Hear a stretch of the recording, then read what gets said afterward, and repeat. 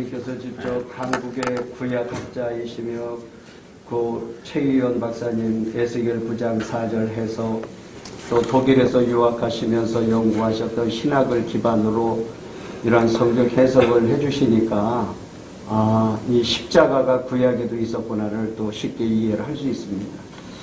성경 해석과 적용이 너무 편협하게 자신이 알고 있는 것만 한다면 참 너무 위험하다는 것도 또 알 수 있게 됐거든요. 교수님, 우리가 잘 이해하고 알아야 할 것이 있는데 이 개혁주의 신학을 근간으로 배우고 기반으로 세워진 교회가 이 장로교회 아니겠습니까? 예.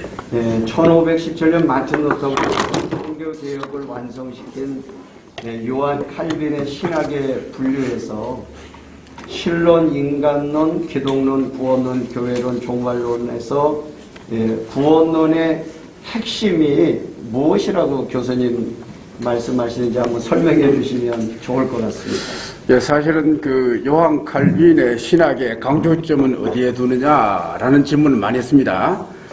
제가 유학 시절에 세계 칼빈 학회 그 거장들 지금 돌아가셨습니다만 그 교수들이 얘기 나누는 거 들었어요. 한 번은 그 4년 만에 이렇게 한 번씩 열리는 그 세계 칼빈 콩그레스가 있습니다. 그 갔다 와서 하는 말이 뭐냐, 결론이 뭐냐. 칼빈은 강조점이 없습니다, 사실은. 그는 성경신학자입니다. 성경 자체가 그가 가장 관심을 두었던 바다. 이렇게 이야기를 들었습니다. 여러분 잘 아시는 기독교 강요도 성경 입문서입니다. 말하자면 칼빈의 기독 강요를 바로 잘 이해해야 성경을 바로 읽을 수 있다는 것입니다. 그리고 동시에 이제 칼빈은 성령신학자입니다. 여러분 구약을 주석해내는 보면요, 구약에 나타난 여호와가 들어는 성부로, 들어는 성자로, 들어는 성령으로 사용됩니다. 그게 그 중에 성령이 가장 많이 나오는 것을 볼 수가 있습니다. 이걸 칼빈은 그런 식으로 잘 주석했습니다. 그래서 칼빈의 강조점 한마디로 말해서 삼위일체 하나님이 성경의 모든 관심사를 다 주관하고 계신다. 이렇게 보는 게 칼빈을 바로 이해했다. 이렇게 볼 수 있겠습니다. 그런데 여기 이제 방금 우리 사회자님께서 이제 칼빈의 이제 구원의 중심부에 대해서 얘기하라고 하셨는데, 칼빈의 구원론의 핵심 부분이 뭐냐면요, 그리스도와 우리 사이의 신비한 연합입니다. 참 중요하죠. 우리가 칭함을 받는 것은요, 성령의 역사로 우리의 의가 되시는 예수 그리스도와 우리가 연합되기 때문에 하늘에서 우리를요, 이 개떡 같은 우리를 하나님이 예수처럼 보시고 의롭다 칭하신다는 거예요. 그것이 이제 칭의론의 핵심입니다. 그리고 이제 특히 칭의와 성화를 다루면서 이제 십자가로부터 성화와 칭의가 동시에 흘러내린다 이렇게 봅니다. 그러니까 칭의와 성화는 분리될 수 없을 정도로 밀접한 관계에 놓여 있음을 얘기하고 있습니다. 이제 기독강요 제3권이 구원론인데 총 25장입니다. 그 중에 이제 14장이 성화론을 다루는데 제목이 성화론이 아닙니다. 지속적인 칭의 이렇게 표현하고 있습니다. 아주 흥미롭지요. 그리고 칼빈은 칭의 사건 이후에 성도가 죽을 때까지 이 기간을 중생으로 봅니다. 우리가 알고 있는 중생한 개념과 좀 다릅니다. 그리고 이것은 동시에 성화입니다. 그리고 회개예요. 그래 칼빈에 있어서는 그 중생과 성화와 회개가 사실은 같은 거예요. 이 세 가지가 성령의 도움으로 우리 속에 이루어진다. 이렇게 보면 됩니다. 이제 칼빈은 성령의 사유를 강조하는데, 우리가 사실은 성화의 삶이란 우리의 의지를 매 순간순간마다 성령의 도움으로 하나님의 뜻을 위하는 쪽으로 결단하여 나가는 삶이다. 이제 이렇게 이제 우리가 볼 수가 있겠습니다. 또 그리스도인이 칭의함을 받고 중생을 통해 성령의 도움으로 노예 의지를 벗어나 새롭게 회복된 의지를 바로 사용하는 것이 중요하다. 이제 이것이 그의 성화론의 중요한 내용인 것 같습니다. 그 다음 여기서 이제 짚고 넘어갈 것은 뭐냐면 예정론입니다. 이 기독교 강요 21장에서 24장까지 총 25장이니까 그 6분의 1입니다. 상당히 길게 상세하게 이 문제를 언급하고 있습니다.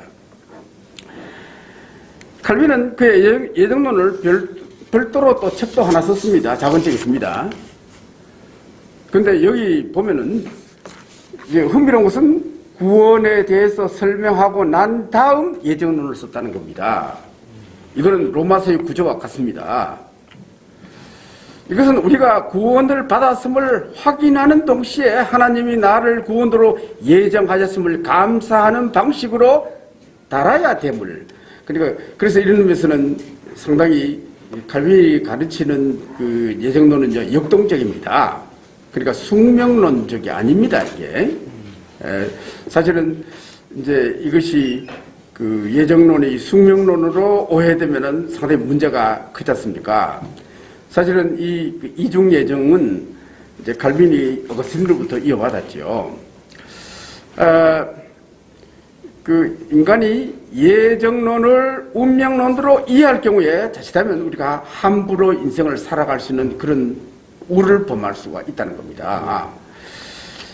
또 예정론에서 중생자들이 자유의지를 올바로 사용하는 문제가 언급되지 않은 점도 좀 아쉽다. 왜냐하면 칼빈이 워낙 바빴습니다.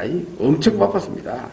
그래서 뭐 이건 후예들이 해야 될 문제지요. 사실 견해의 문제도 매 순간 성경의 도움으로 우리의 의지를 하나님의 영광을 위하는 쪽으로 결단하고 사는 삶과 연관되어 있습니다. 가만히 있다고 구원하는 것이 아니라 계속해서 성령에서 역사하셔서 우리를 하나님을 향하도록 만드는 게 이것이 견해로 이제 보는 거죠. 이제 또 어떤 사람들이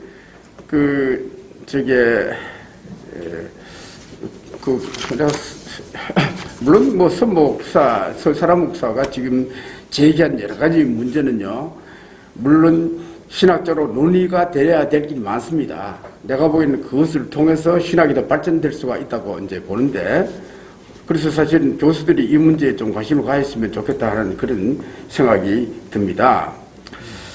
그리고 이제 우리가 이제 이런 일을 할 때에 잊어서는 안 될 것은 뭐냐면, 말하자면 어떤 전제를 깔고 사람을 비판하는 건 좋지 않다는 거예요. 좀 정확하게 알으라는 거예요. 파악하고. 그리고 이제 여러분 그 신학이라 어떤 누구의 신학도 절대적이지 않습니다. 성경 66권 하나님 말씀만 절대적입니다. 모든 신학은요, 모든 신학자들의 신학은 전부 다 비판을 받아야 돼야 신학이 발전하는 겁니다. 그런 면에서 사실은 칼빈의 그 책을 읽어보면요, 칼빈을 제대로 비판해주면 칼빈이 좋아할 것 같은 그런 생각이 들어요. 이 양반이 오히려 그런 거 있습니다. 자기는 절대로 자기 자신을 절대적인 존재로 생각하지 않았습니다. 단지 하나님 말씀에 근거해서 확실한 것을 계속해서 주장하실 뿐입니다. 그래서 여기 이런 문제를 보면서 자꾸 함부로 이단식 하기보다는 문제가 있다고 판단되면 반드시 그 문제를 한국에 여러 학회가 있으니까 학회에 좀 제기해서 학교에서 교수들이 이 문제를 공정하게 다룰 수 있게 하는 것이 좋지 않겠나. 막연하게 그저 비판하고 비방하는 것보다도 그래야 더 어떤 면에서는 젠틀한 그러한 교회 풍토가 되지 않겠나 하는 그런 생각이 듭니다. 근데 교수님 설명 듣다 보니까 개혁파 신학의 입장에서 이해하기 쉽도록 설명해 주셔서 감사하고요. 교수님이 심우하셨던 대학의 설립자도 신학은 학문이 아니다라고 엄청 목회자들에게 학생들에게 강조를 하시더라고요. 교수님도 많이 들어보셨을 것입니다. 학문은 사람을 변화시키지 못하기 때문에 신학도 발전하고 그 시대의 적용 중요성을 말씀하는 걸로 사료가 된다. 교수님 자꾸 듣다 보니까 이제 설명에 이제 빠져들어가는데요. 한 가지 질문을 더 드려서 명쾌한 신학적인 답변을 좀 듣고 싶습니다. 어떤 이가 서사라 목사님을 비판하면서 천사가 주는 쌀과자를 먹고 영계가 열렸다 하는 것에 대해서 매우 회의적인 태도를 보였던데, 교수님은 이러한 분들의 주장에 대해서는 또 이게 참 난해한 문제인데 어떻게 생각하시는지 좀 답을 부탁드리겠습니다. 예, 이 사람이 그 성경이 하나님의 계시의 완성이라고 한 말은 옳습니다. 그런데 이제 제가 읽어본 결과는요, 서사람 목사가 천국과 지옥을 본 것을 마치 새로운 계시를 받는 것으로 보는 것은 일방적으로 잘못된 비판으로 제가 봅니다. 성경은 사실은 모든 걸, 성경 굉장히 단어를 아낍니다. 말을 아낍니다. 모든 걸 다 말하지 않습니다. 그러나 성경은 분명한 방향이 있습니다.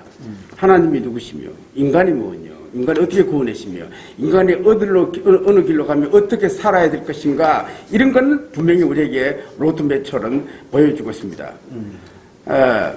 그리고 이제 성경은 여러분 보시면 알지만 지옥과 천국에서 구체적으로 많이 표현하지 않습니다. 그러나 확실히 지옥은 아주 나쁜 곳이라는 것은 분명히 우리에게 말하고 있어요. 네. 그래서 이제 여기 소사람 목사뿐만 아니라 많은 사람들이 이제 입신해서 천국 가고 특히 그 신성경 목사님 같은 분은 신학자인데도 보고 그거 갔다 와서 자기가 죽을 때까지는 복음 전한다고 지금 애쓰고 있지 않습니까? 네. 이런 걸 구태여 자기가 경험하지 못했다고 해서 함부로 이제 비판하는 것은 좀 문제가 있지 않는가 이제 하는 생각이 듭니다. 우리는 이런 일을 당할 때에 예를 들어서 스목사처럼 이런 일을 놀란 것을 처음 했지 않습니까? 네. 제가 그 책을 읽고도 참 엄청난 것을 봤습니다. 저도 많은 것을 새롭게 한번 생각하고 여러 가지 참 생각이 많이 들었습니다. 그리고 이제 이 책을 보면서 이 목적이 뭐냐, 단순히 자기를 신격한 게 아니라 많은 사람들을 회개시켜서 구원 얻게 하게 돼 있습니다.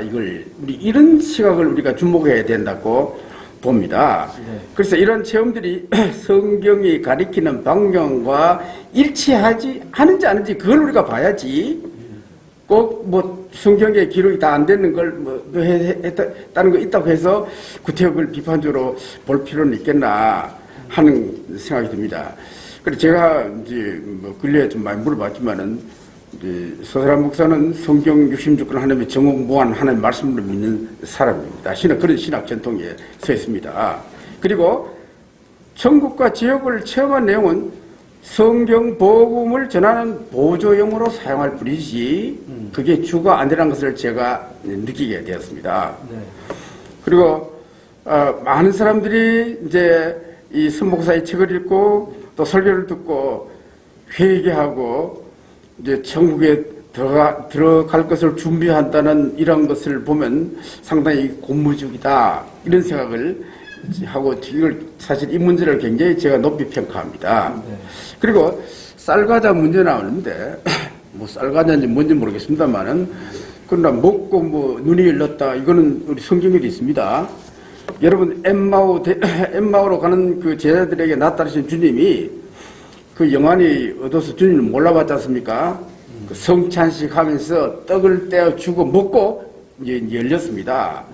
이런 것 보면은 천사가 쌀과자 비슷한 거 쌀인지 밀가루 과자인지 모르지만은 뭘 주고, 이거 한 상징인데 이걸 구태여 좀 네거티브하게 비판할 필요가 있겠나 하는 그런 생각이 듭니다. 네. 예.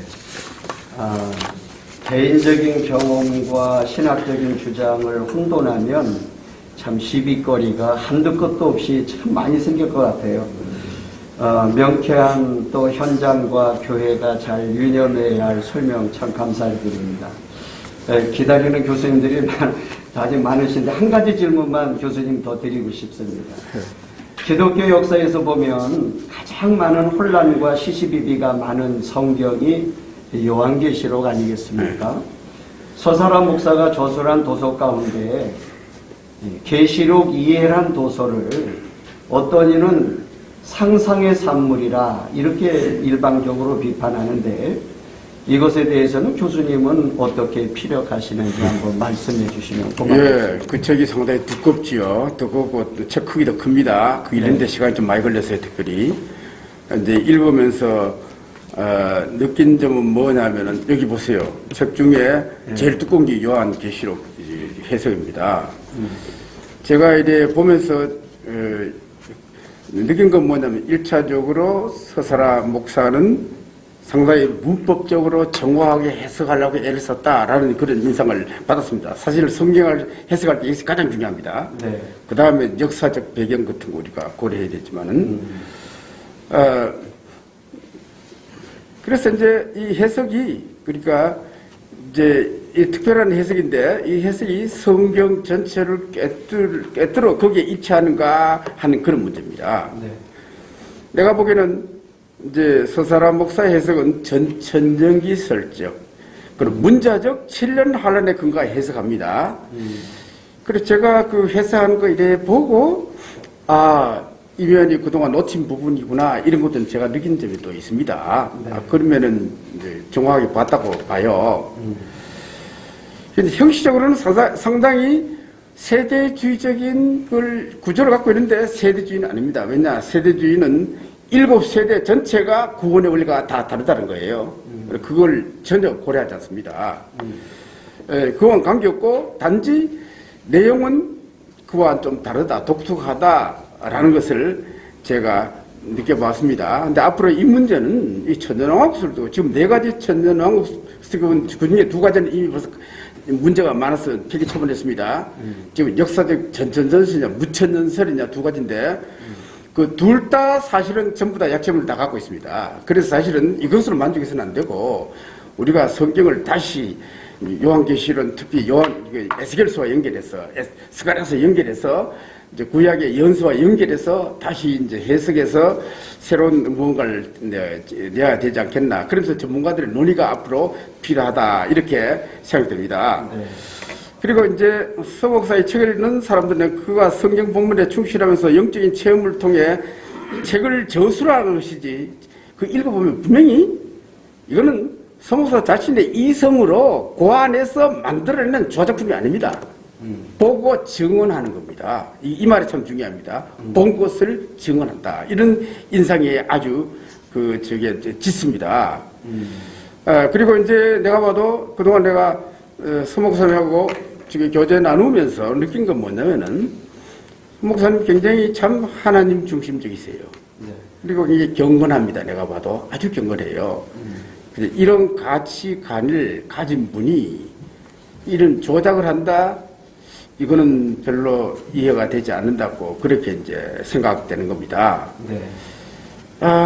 그래서 이런 걸 가지고 하면 낙인 찍으려 하는 건 좋은데 하려면 정식으로 학회에다가 한번 이걸 제시하라는 거예요.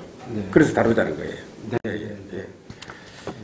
하여튼 우리 신학학회도 참 많이 있고 검증하고 또 신학이 발전하고 하는 것들은 참 교수님 말씀대로 정식 학회에서 논의를 해서 아주 깊은 토론과 논의를 통해서 한국교회가 재정립을 하고 또 발전적으로 갈 수 있으면 좋겠다라고. 그래서 앞으로 신학을 배우는 사람들도 바른 신학을 또 배워서 적용하고 교회에서 혼란이 없게 하는 것이 중요하다고 생각을 했습니다.